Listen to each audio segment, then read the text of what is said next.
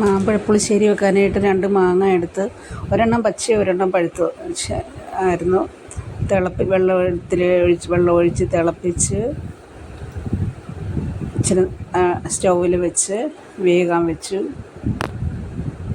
അതിന് ശേഷം ഞാൻ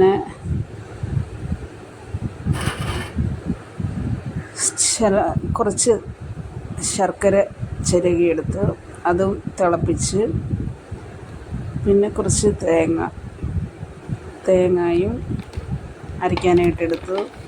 തേങ്ങായും കുറച്ച് തൈരും ഇച്ചിരി മുളക് പൊടി ഇച്ചിരി മഞ്ഞൾ പൊടിയും കൂടെ ഇട്ട് ഫൈനായിട്ട് അരച്ചു. അതിന് ശേഷം തിളച്ചുകൊണ്ടിരിക്കുന്ന മാങ്ങ അത്യാവശ്യം നന്നായിട്ട് തിളച്ചതിന് ശേഷം ഈ അരപ്പ് ഞാൻ ചട്ടിയിലേക്ക് ഒഴിച്ചു. അതിന് ശേഷം അല്പം കടുക്, മുളക്, ഉലുവ മാത്രം ഇട്ട് മൂപ്പിച്ച്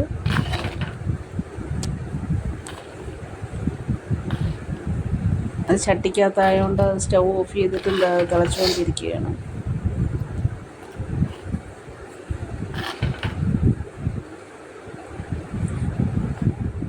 മറ്റൊന്നും ചേർത്തിട്ടില്ല.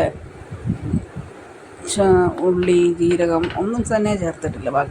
ബാക്കിയെല്ലാം നെയ്ക്കകത്താണ് അത് വറുത്തത്, കടുക് വറുത്തത്. നമുക്ക് എടുത്ത് കഴിക്കാവുന്ന പാകത്തിലായി.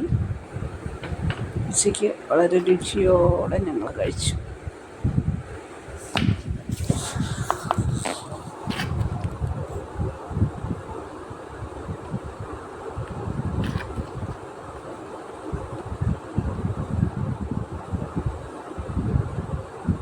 എല്ലാവരും ഒന്ന് ട്രൈ ചെയ്ത് നോക്കുക.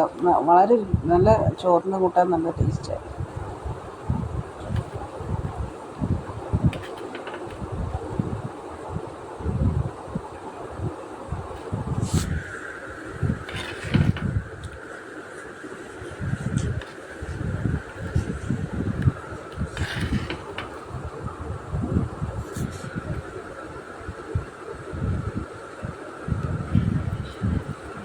Super, super.